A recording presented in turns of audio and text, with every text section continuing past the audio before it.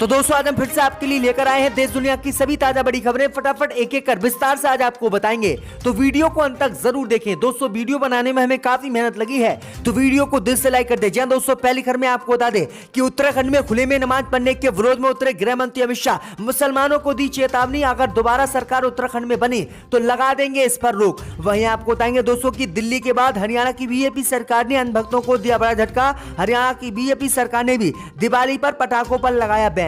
वहीं आपको बताएंगे दोस्तों की तालिबान ने दुनिया को दी खुली धमकी, कहा अगर अफगानिस्तान से नहीं चाहते कोई खतरा तो जल्द दे हमें सरकारी मान्यता। वहीं आपको बताएंगे दोस्तों की उत्तर प्रदेश में विधानसभा चुनाव से पहले बीजेपी को लग सकता है बड़ा झटका। भाजपा के 13 और विधायक समाजवादी पार्टी में हो सकते हैं शामिल, अखिलेश यादव ने किया दावा। वहीं आपको बताएंगे दोस्तों की वीर सावरकर को महात्मा गांधी की हत्यारा बताने पर असुद्दीन ओवैसी पर अंधभक्तों ने कोर्ट में जाकर दर्ज कराया केस, तो अटॉर्नी जनरल ने केस दर्ज करने से किया इनकार। वहीं आपको बताएंगे दोस्तों की मोदी सरकार को नेपाल ने दिया बड़ा झटका। नेपाल की सरकार ने भारतीयों के लिए नेपाल में प्रवेश के लिए पहचान पत्र अनिवार्य किया। बढ़ गई है मोदी अमित शाह की मुश्किलें। तो दोस्तों सभी खबरों को आपको बताने वाले हैं, वीडियो को लाइक कर चैनल को सब्सक्राइब कर दें और हमें कमेंट में बताएं कि आपके जिले किस राज्य से हमारी खबरों को देख रहे हैं। इसी बीच बता दोस्तों अगली खबर की ओर, तो उत्तराखंड में खुले में नमाज पढ़ने के विरोध में उतरे गृह मंत्री अमित शाह, कहा सरकार बनते ही लगा देंगे इस पर पाबंदी। जी दोस्तों आपको बता दें ये बड़ी खबर सामने निकल कर आई दोस्तों की उत्तराखंड में खुले में नमाज पढ़ने का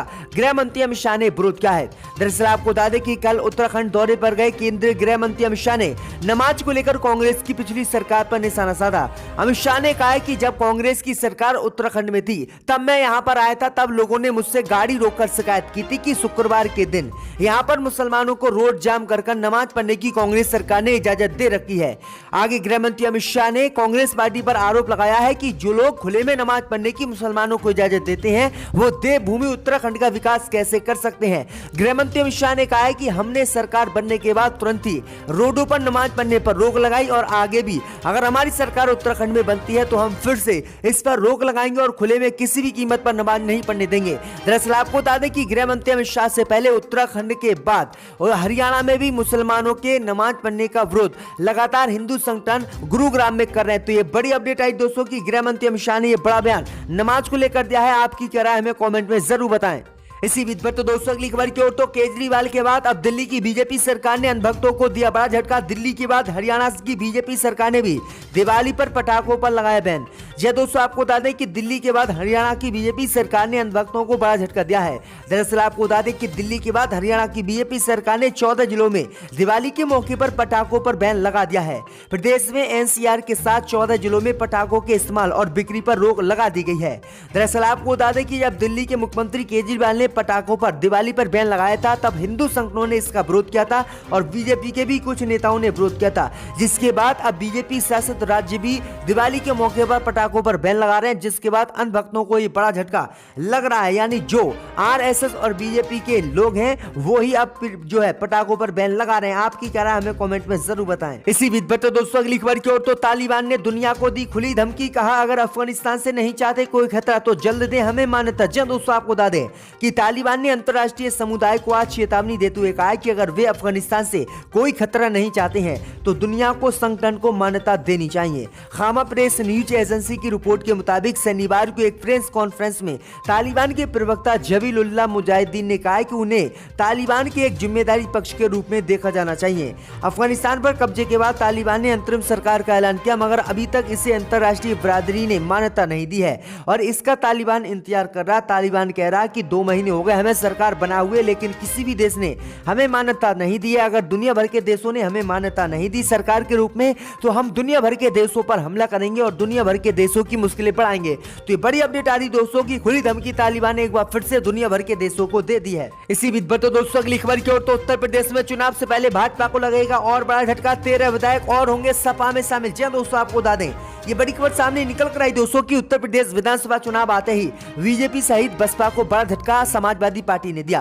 दरअसल आपको बता दें कि कल बसपा के 6 और बीजेपी का 1 विधायक समाजवादी पार्टी में शामिल हुआ। इन विधायकों के शामिल होने के बाद अब अखिलेश यादव ने दावा किया है कि कि 13 बीजेपी के विधायक उनके संपर्क में हैं और जल्दी ये 13 बीजेपी के विधायक समाजवादी पार्टी में शामिल होंगे।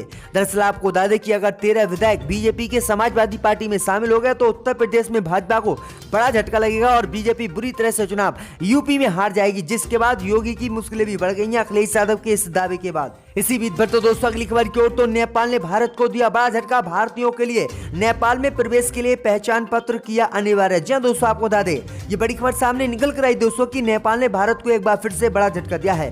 दरअसल आपको बता दें कि भारत नेपाल सीमा से नेपाल में प्रवेश करने वाले भारतीय नागरिकों को एक पहचान पत्र ले जाना अब आवश्यक होगा। बिना पहचान पत्र के अब भारतीय नागरिकों को नेपाल में प्रवेश नहीं मिलेगा। तीसरे देश के नागरिकों द्वारा दक्षिणी सीमा से अवैध रूप से नेपाल में प्रवेश करने के बाद सरकार ने भारतीय नागरिकों के लिए पहचान पत्र अनिवार्य कर दिया है।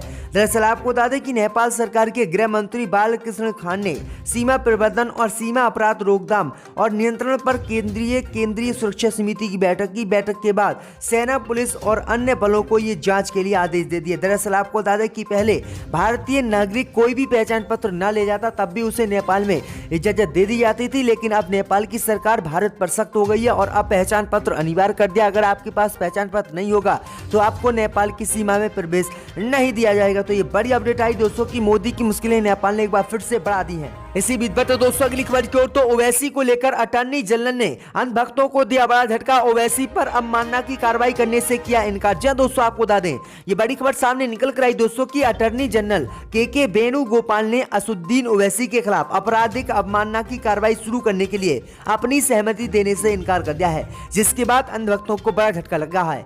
आपको बता दें कि ओवैसी ने जस्टिस जीवनलाल कपूर की जांच का हवाला देते हुए कहा था कि वीडी सावरकर महात्मा गांधी की हत्या में शामिल थे।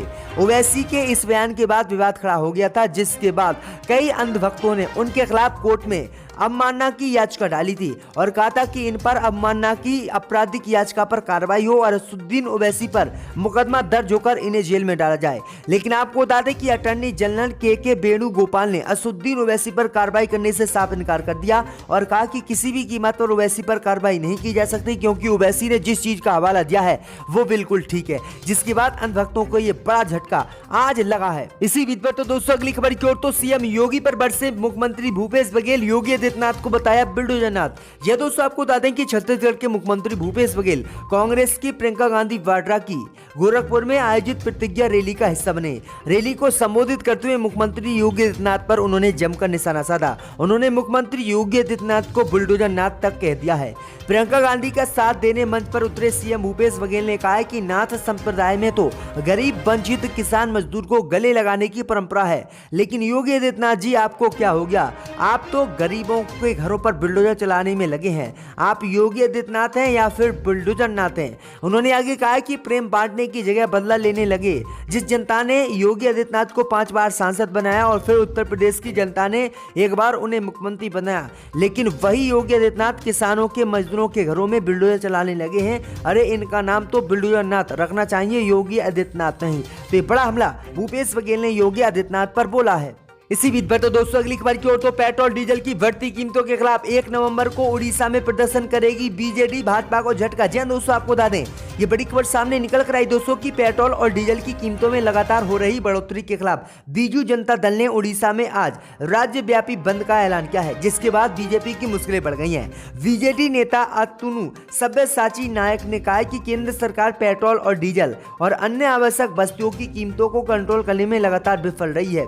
इसके विरोध में पार्टी के सदस्य और नेता कल यानी आज राजभवन के सामने धरने पर बैठेंगे और राष्ट्रपति को संबोधित करते हुए राज्यपाल को ज्ञापन सौंपेंगे। तो ये बड़ी अपडेट आई दोस्तों की भाजपा के खिलाफ अब देश की छोटी छोटी पार्टियों ने आवाज उठाना शुरू कर दिया है। इसी बीच पर तो दोस्तों अगली खबर की ओर तो प्रियंका गांधी ने अमित शाह पर बोला तीखा हमला। कहा दूरबीन से नहीं, अपराधी दिखते हैं चश्मा से। जी दोस्तों, आपको बता दें कि यूपी विधानसभा चुनाव को लेकर अभी कुछ ही शेष समय रह गया है। ऐसे में पक्ष विपक्ष में बार पलटवार का सिलसिला शुरू हो गया है।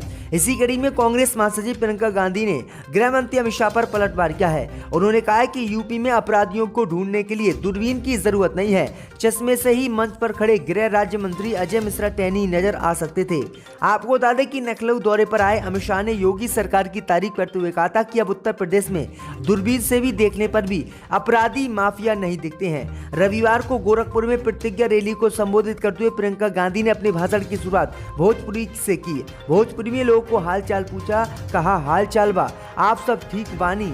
उन्होंने कहा है कि जो गृह मंत्री अमित शाह आए थे यहाँ पर, उन्होंने कहा था कि दूरबीन से भी देखने में जो है अपराधी नहीं मिलते हैं, लेकिन उनके अपराधी सामने ही बैठा है, यानी उनके मंच पर ही गृह राज्य मंत्री अजय मिश्रा टहनी बैठे हैं। अगर गृह मंत्री अमित शाह दूरबीन ना लगाकर चश्मा लगाकर देखते तो उन्हें अपराधी उनके पास ही बैठा हुआ नजर आता। तो ये बड़ा हमला प्रियंका गांधी ने बोला। ये भी देखा था 2006 में कि एक